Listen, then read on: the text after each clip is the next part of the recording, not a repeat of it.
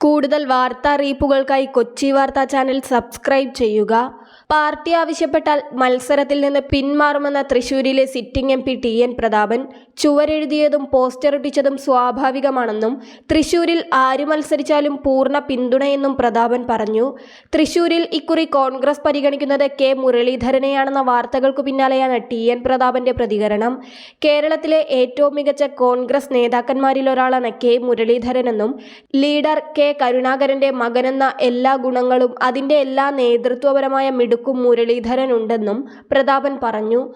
തലയെടുപ്പുള്ള നേതാവാണ് മുരളീധരനെന്നും പ്രതാപൻ വ്യക്തമാക്കി.